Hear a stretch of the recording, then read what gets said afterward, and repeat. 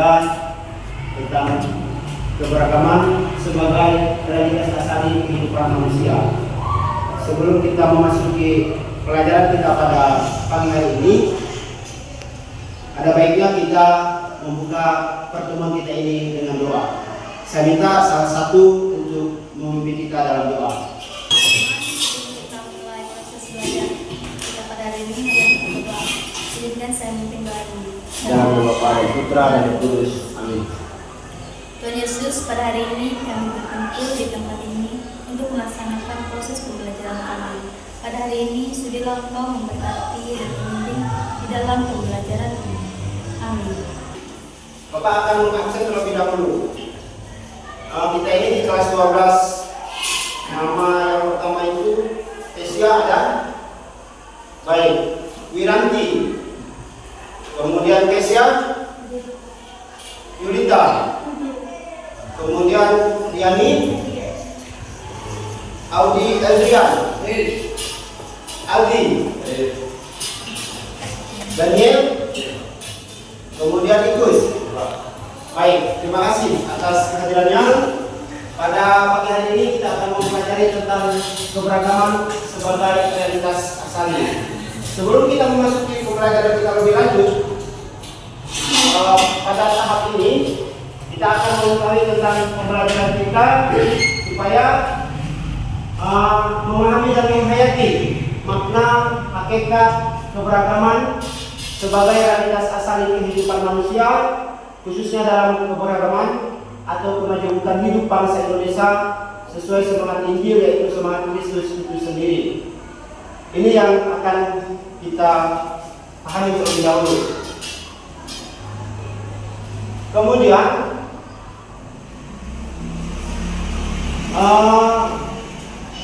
pada proses pembelajaran ini kita membicarakan tentang keberagaman.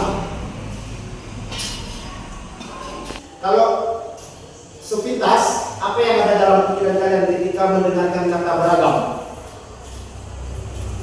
Ketika mendengarkan kata beragam, coba angkat tangan. Si Daniel, ya, banyak jenisnya. Si Kesia, bermacam-macam. Ada lagi, si Aldi. Ini tentang beragam. Ketika mendengar kata beragam, banyak jenisnya. Baik, kita akan mengetahui dalam Kamus Besar Bahasa Indonesia, keberagaman itu berasal dari kata ragam, berarti sikap tingkah laku, cara, macam, kemudian jenis, ada musik lagu, ada warna, ada corak, ada laras, ada tata bahasa. Jadi keberagaman itu lebih menunjuk kepada banyak macam. Keberagaman ini lebih mengarah kepada banyak ragam atau banyak jenis. Secara umum, keberagaman lebih dilihat pada suatu kondisi di mana terdapat perbedaan-perbedaan di masyarakat di berbagai bidang, seperti suku bangsa, kemudian ras, agama dan keyakinan, ideologi dan politik, dan kesopanan serta sosial ekonomi. Kita akan melihat satu persatu mengenai keberagaman. Tadi Bapak sudah menjelaskan tentang keberagaman, ya kan? Dari apa-apa tadi? Dari tingkah laku, ras, apalagi budaya, ada lagi agama, ya kan? Agama. Baik, kita lihat satu persatu dari suku bangsa dan ras. Kita di negara kita ini, di negara Indonesia ini, terdiri dari berbagai suku bangsa. Di Kalimantan Barat ini ada berapa? Suku suku bangsanya? Suku yang Cina, Jawa, Batak, Bugis, Madura, apalagi? Apalagi? Baik. Ternyata kita ini terdiri dari berbagai suku, ya kan? Terdiri dari berbagai suku. Lalu kemudian kita lihat satu persatu bahwa kita harus bangga karena kita dilahirkan apa adanya. Maka kita bangga dari mana kita berasal. Maka kebanggaan kita itu adalah jangan merendahkan suku yang lain yang berbeda dengan kita. Ini intinya, ya kan? Ini intinya. Ketika kita berhadapan, kita lanjut. Keberagaman yang kedua itu tentang agama. Di negara Indonesia ini mengakui berapa jenis agama? Ayo si Ikus. 6 agama. Si Daniel kalau disebutkan. Agama Islam, Kristen, Katolik, Hindu, Buddha,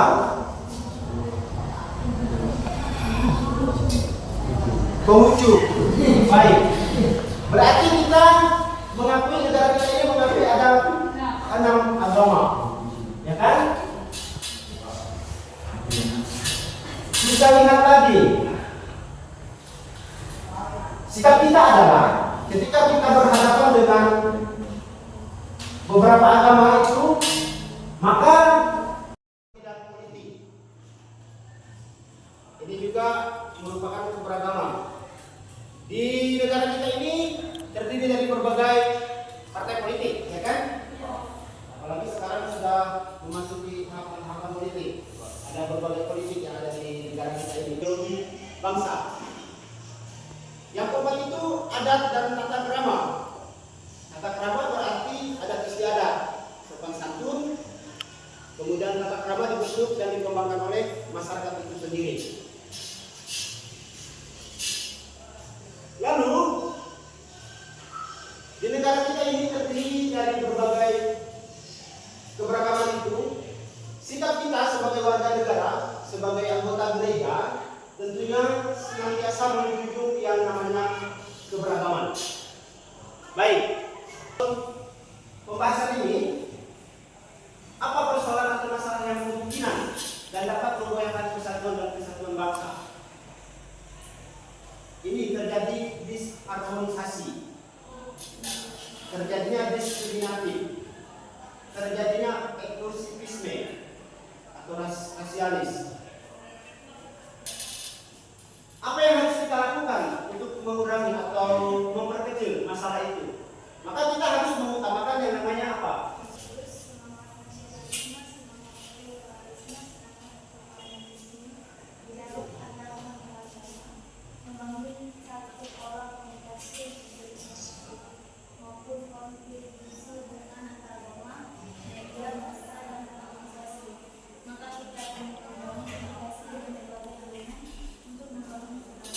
Baik, ini harus menjadi semangat kita dalam membangun keberagaman. Baik, sampai di sini ada yang mau ditanyakan dari pembahasan ini? Ada yang bisa ditanyakan? Si Aldi, si Daniel, dari pembahasan yang telah Bapak paparkan ini, apakah ada yang mau ditanyakan tentang keberagaman? Si Agung, ada yang mau ditanyakan? Si Dani, masuk ke dalam kelompok. Silakan kalian masuk ke dalam kelompok. Kalian sudah masuk dalam kelompok. Lalu kita akan menyanyikan lagu tentang yang berjudul Dari Sabang Sampai Merauke.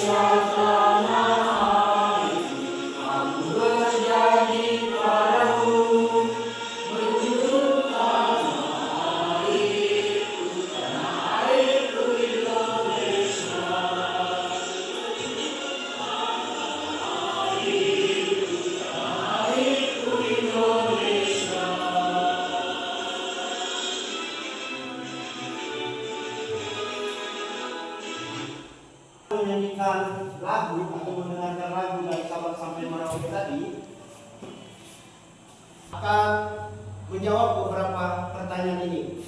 Boleh dijawab nanti dikerjakan bersama-sama dengan kelompok yang sudah dibagi ini. Yang pertama itu, lagu dari Sabang sampai Merauke mau menggambarkan tentang apa? Itu yang pertama. Yang kedua, apa makna semboyan Bhinneka Tunggal Ika di Indonesia? Yang ketiga, apa kekuatan dari keberagaman di Indonesia? Ini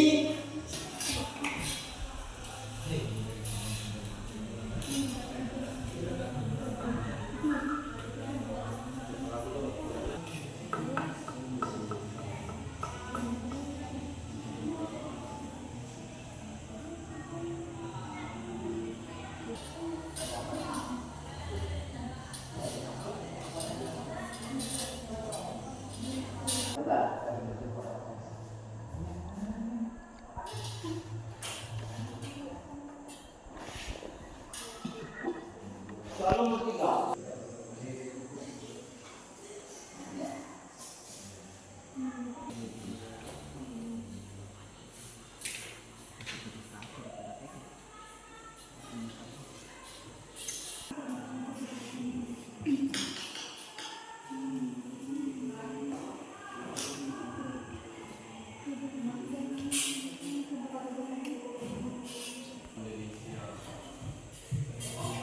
Sudah? Sudah atau mana? Apa yang ingin disampaikan oleh bacaan Injil tersebut? Apa pesan yang ingin disampaikan oleh bacaan Injil tersebut? Itu yang pertama. Yang kedua, bagaimana sikap Yesus terhadap keanekaan bangsanya?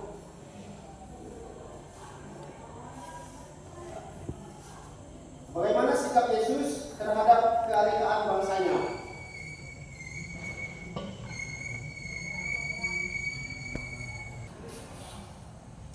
Apakah Yesus pernah mendambakan? Apakah Yesus pernah mendambakan?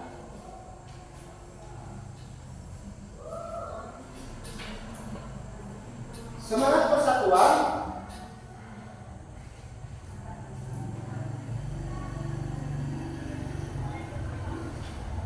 Semangat persatuan dari bangsanya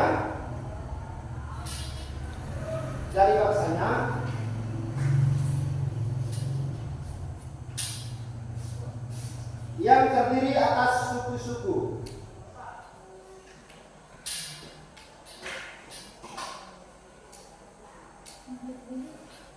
Yang terdiri atas suku-suku. Akan membentuk kitab suci yang telah kalian bacakan tadi itu ya.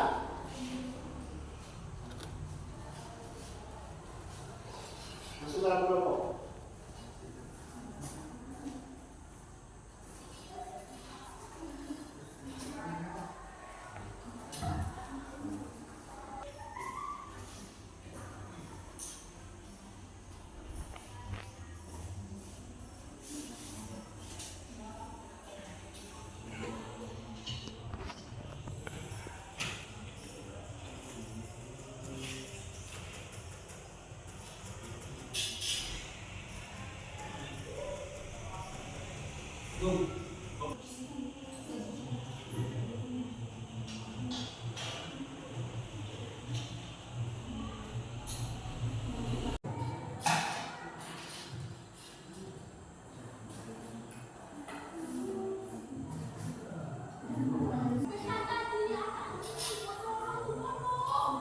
Kelompok A terlebih dahulu, kelompok yang siap untuk mempresentasikan hasil kerja kelompoknya.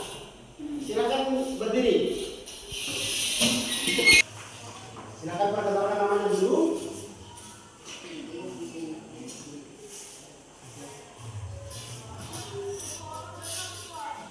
Baik, kami dari kelompok A, kami akan mempresentasikan hasil dari kerja kelompok kami. Di sini kan saya akan memperkenalkan nama kelompok kami. Saya adalah Dania. Samping saya itu ada Kesia, sampingnya lagi ada Aldi, di sebelah sana ada Aldi dan Vikus. Saya akan menjawab pertanyaan dari soal nomor 1. Lagu dari Sabang sampai Merauke menggambarkan tentang apa? Pulau-pulau tersebut membuat Indonesia menjadi negara yang kaya akan keberagaman. Habis itu nomor 2, apa makna semboyan Bhinneka Tunggal Ika di Indonesia? Walaupun berbeda-beda tapi tetap satu. Habis itu nomor 3, apa kekuatan dari keberagaman Indonesia? Saling tolong menolong antar umat beragama. Bersatu meski banyaknya perbedaan, adanya sikap saling menghormati dan menghargai menjadikan keberagaman juga bisa menjadi kelemahan. Suatu bangsa jika kita enggak bersatu seperti saling memusuhkan, bertengkar dan mengejek.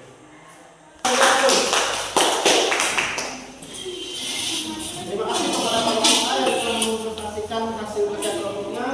Kita masuk ke kelompok B. Kelompoknya. Selamat pagi, kami dari kelompok B akan mempresentasikan hasil diskusi kami. Terlebih dahulu kami akan memperkenalkan nama saya Yunita Valentina Rosi. Perkenalkan nama saya Trisha. Perkenalkan nama saya Yani. Perkenalkan nama saya Wiranti. Saya Agu. Baik, kami akan menjawab dari soal tersebut. Lagu dari Sabang sampai Merauke mau menggambarkan tentang apa? Menggambarkan tentang keberagaman Indonesia dari Sabang sampai Merauke, dari suku dan ras yang berbeda namun menjadi satu. Nomor 2, apa makna semboyan Bhinneka Tunggal Ika? Berbeda-beda tetapi tetap satu dua. Apa kekuatan dari keberagaman di Indonesia?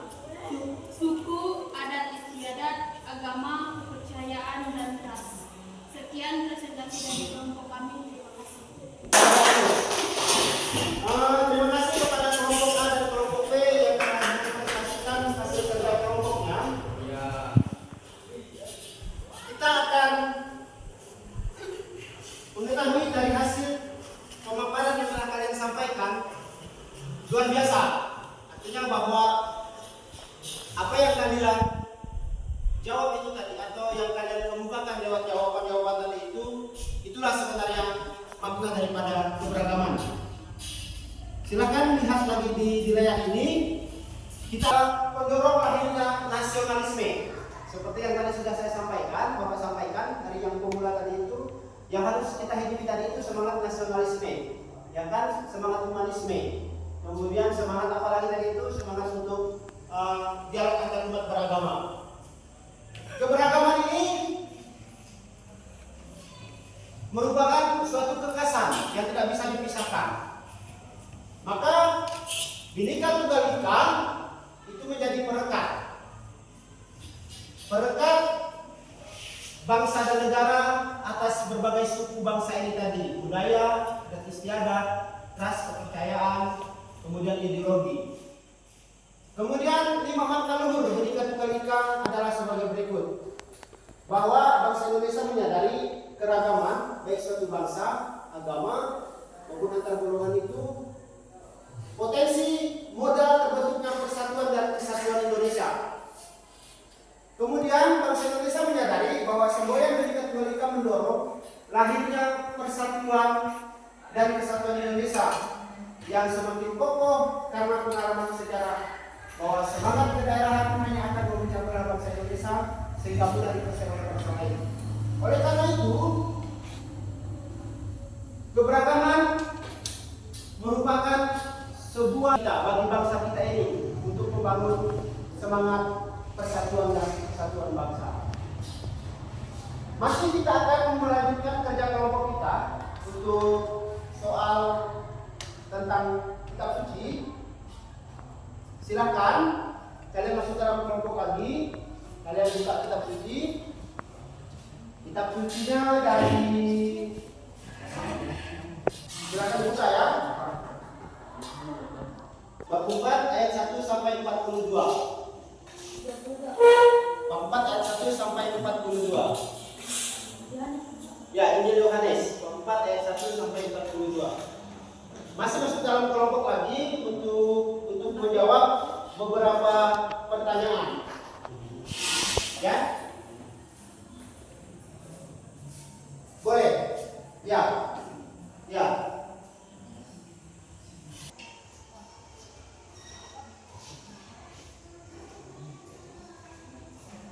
Sudah? Kemudian pertanyaan yang pertama. Pertanyaan yang pertama itu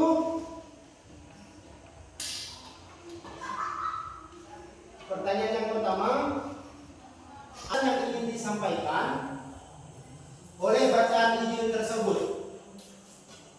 Apa pesan yang ingin disampaikan oleh bacaan Injil tersebut?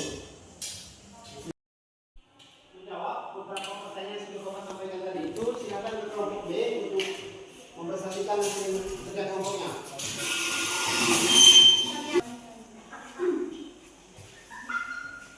Yang pertama, apa pesan yang ingin disampaikan oleh Injil tersebut? Bahwa kita harus memuji atau menyembah orang yang kita kenal dan berbaik kepada orang-orang yang telah menerima kita sebagai orang beriman kepada Allah.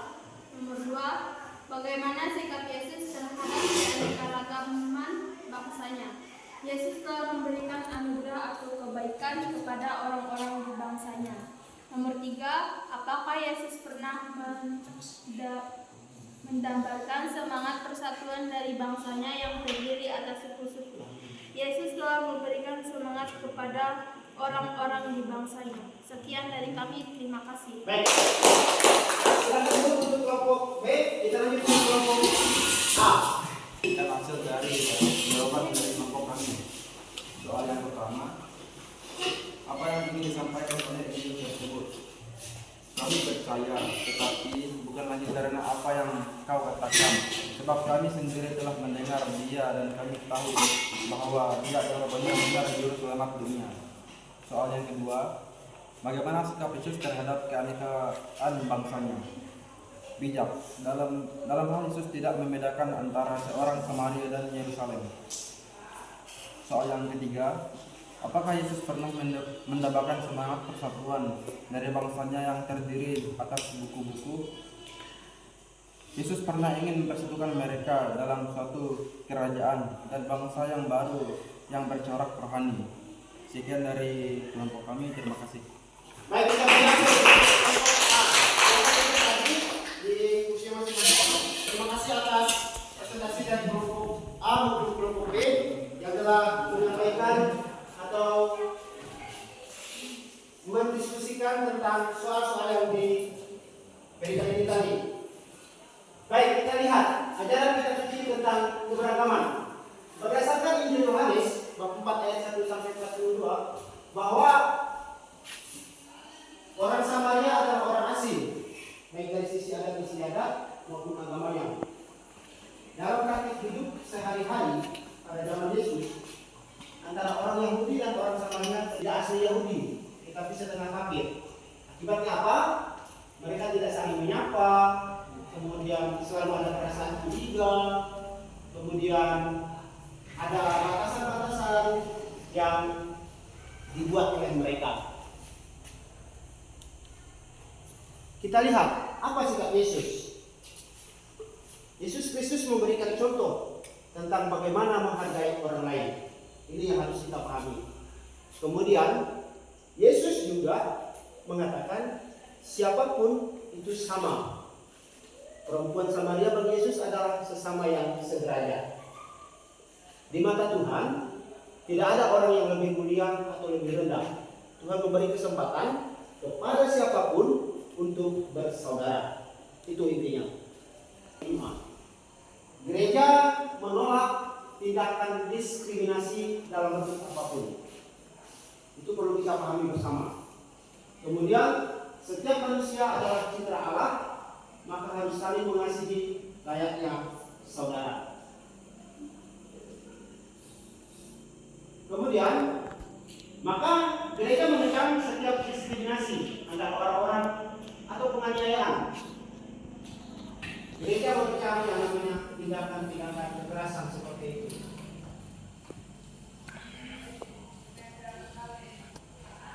Baik, ini hasil kerja kelompok yang telah kalian sampaikan. Bapak sudah memberikan perenungan tentang kitab suci maupun tentang ajaran gereja. Baik, dari semua pertemuan yang telah kita lewati kurang lebih 2 jam ini, kesimpulan yang akan kita bicarakan bersama-sama, silakan apa yang tertera di situ, si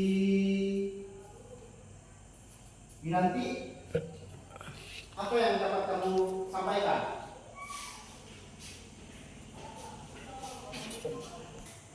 Tuhan menciptakan umat manusia dalam perbedaan tidak dapat